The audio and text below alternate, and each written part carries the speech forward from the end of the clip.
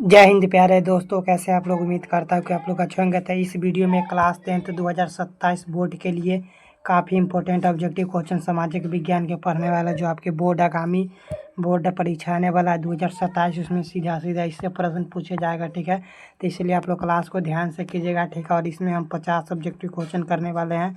तो आप लोग 50 में कितना आप लोग सही कर पाते हैं अपने से, आप लोग क्लास में एंड तक बने रहिएगा और कमेंट करके बताइए कि इस 50 ऑब्जेक्टिव क्वेश्चन में आप लोग कितना प्रश्न सही किए। ठीक है, और चैनल पे पहली बार विजिट किए हुए हैं तो मेरे प्यारे भाइयों बहनों एक एक लाइक ज़रूर कीजिएगा। ठीक है, और वीडियो अच्छा लगे तो चैनल को सब्सक्राइब भी कीजिएगा। ठीक है, तो यहाँ पे देखिए हम 50 ऑब्जेक्टिव क्वेश्चन करने वाले हैं। ठीक है, और इस 50 ऑब्जेक्टिव क्वेश्चन में आप लोग कितना प्रश्न सही करते हैं वो भी कमेंट करके हमें ज़रूर बताइएगा। ठीक है, यहाँ पे देखिए सामाजिक विज्ञान का यानी कि सोशल साइंस का इसमें 50 ऑब्जेक्टिव क्वेश्चन करने वाले हैं। तो आप लोग 50 में से कितना प्रश्न सही करते हैं आप लोग बताइए कमेंट करके। अगर कोई भी प्रश्न का आंसर पता हो तो हमसे पहले आप लोग आंसर कमेंट जरूर कीजिएगा। ठीक है, तो यहाँ पे देखिए प्रश्न फर्स्ट नंबर प्रश्न यहाँ पे क्या कर रहा है।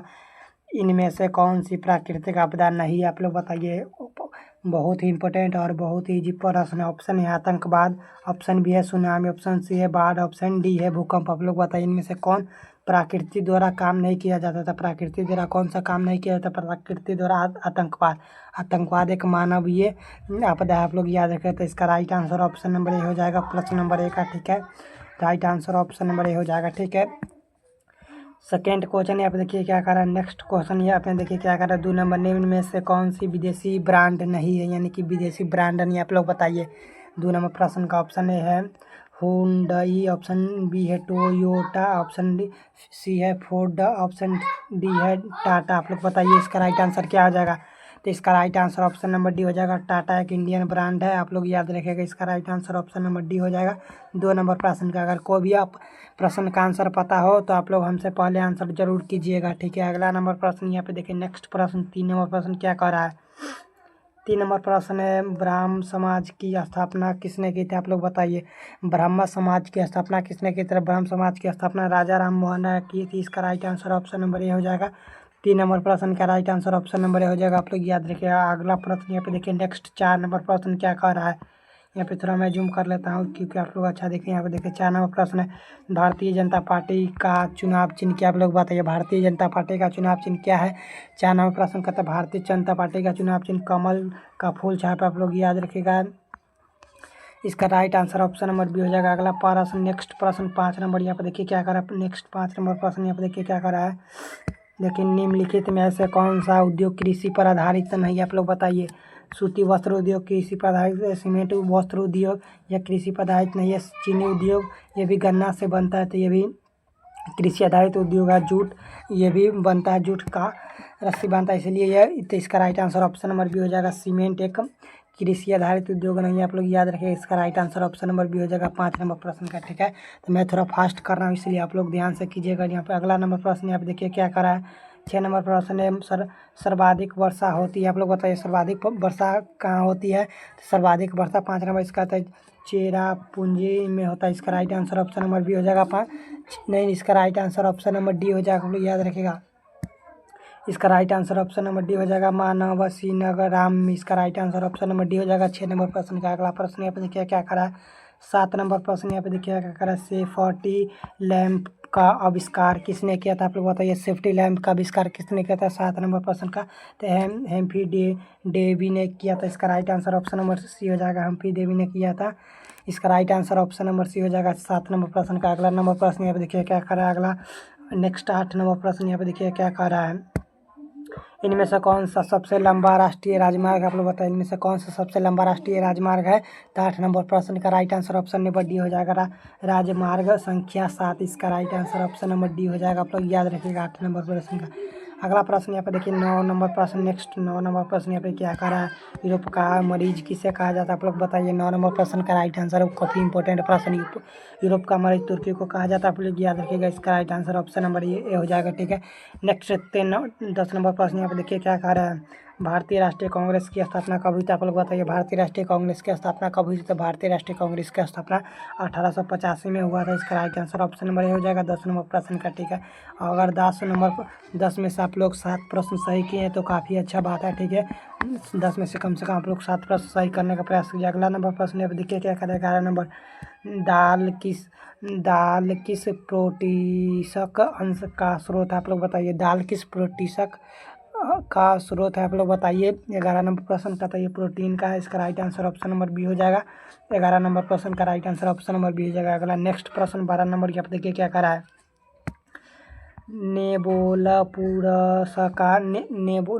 पुरस्कार से सम्मानित बांग्लादेशी अर्थशास्त्री है, आप लोग बताइए। नेबोल पुरस्कार से किस बांग्ला अर्थशास्त्री को सम्मानित किया गया था। 12 नंबर प्रश्न का भैया प्रोमो यूनुस का सब आप लोग की। इसका right answer option number C हो जाएगा। याद रखिएगा 12 नंबर प्रश्न का काफ़ी इंपॉर्टेंट क्वेश्चन भी है। अगला प्रश्न यहाँ पे देखिए क्या करा है। 13 नंबर प्रश्न यहाँ पे देखिए क्या करा है। 1977 में लोकसभा के चुनाव में किस दल का स्पष्ट बहुमत मिला, आप लोग बताइए। 1977 के लोकसभा चुनाव में किस दल को स्पष्ट बहुमत मिला, आप लोग बताइए। 13 नंबर प्रश्न का राइट आंसर, तो 13 नंबर को राइट आंसर जनता पार्टी को स्पष्ट बहुमत मिला था। इसका right answer option number C हो जाएगा। अगला नेक्स्ट प्रश्न यहाँ पे देखिए क्या करा है। 14 नंबर प्रश्न है, भारत सरकार ने सूचना का अधिकार अधिनियम कब पारित किया, आप लोग बताइए। भारत सरकार ने सूचना का 1905 में आप लोग पारित किया था। इसका right answer option number B हो जाएगा। अगला नंबर प्रश्न यहाँ पे देखिए क्या करा है। 15 नंबर प्रश्न यहाँ पे पटना में गोलघरा किस उद्देश्य से बनाया गया था। पटना में गोलघरा अनाज रखने का उद्देश्य से बनाया गया था। इसका right answer option number C हो जाएगा। इसका right answer option number C हो जाएगा 15 नंबर प्रश्न का। अगला प्रश्न यहाँ पे देखिए क्या खड़ा है। 6 नंबर प्रश्न, अंतर्राष्ट्रीय श्रमिक संगठन की स्थापना किस वर्ष, आप लोग बताया। अंतर्राष्ट्रीय श्रम संगठन की स्थापना कब हुई थी, 1919 में हुआ था। इसका right answer option number B हो जाएगा, ठीक है। 16 नंबर प्रश्न का right answer option number B हो जाएगा। अगला प्रश्न यहाँ पे 17 नंबर प्रश्न देखिए क्या करा है।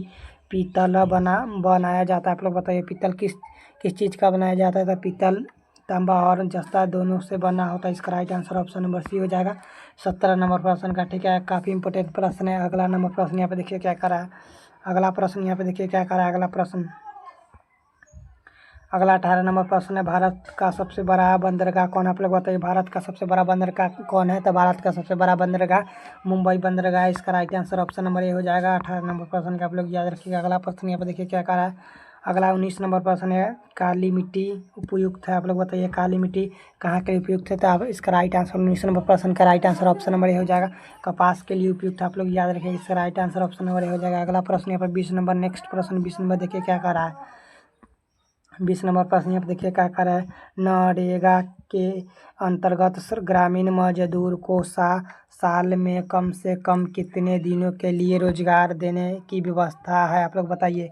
नरेगा में अंतर्गत ग्रामीण मजदूर को साल में कम से कम कितने दिनों के रोजगार देने की आवश्यकता है, आप लोग बताइए।